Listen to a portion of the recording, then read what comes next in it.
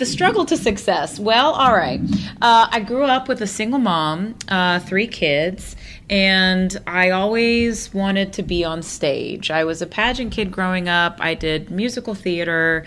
I sang and danced, and always wanted to be an actress, but didn't really know how to do that growing up in Texas. And with a name like Ahu Jahansu Shahi in Texas, like I just got tormented more than you could ever believe. So when I was a freshman in college, I was in a musical theater production of Chicago, and someone told me that the Dallas Cowboy cheerleaders were once on Saturday Night Live. So I figured, okay, that's it. That's my way in.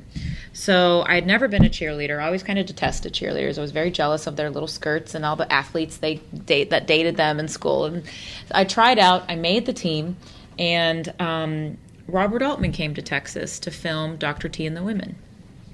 And he used our rehearsal facilities as his set. So I had no idea who he was.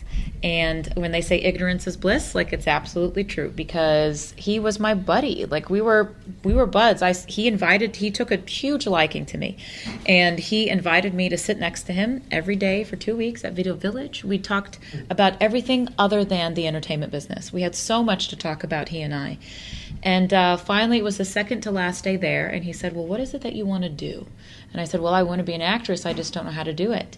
And he said, well, I think you have what it takes. You should move out to LA. I'm going to give you my office number and my cell number, and I want to help you. So I went home that night and Googled him because, again, I didn't know who he was. And the only movie that he had done that I recognized, shamefully to admit, was Popeye. So I told my mom, I was like, Ma, the guy who directed Popeye is telling me I got a shot. And that was the beginning. And I quit everything. I quit the cheerleaders. I quit SMU. I quit Texas. I quit everything that I had going for me. And I packed up my cherry red pickup truck and I moved out west.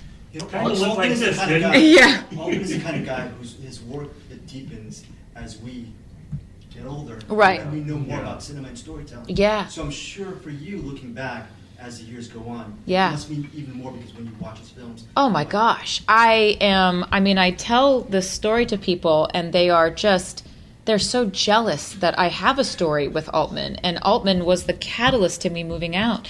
And, when I came to LA, I got into an acting class. I had a manager by the end of the week. I started auditioning, and I would go into these rooms, and I was so green. I mean, you could smell it from me, right? Just how fresh I was.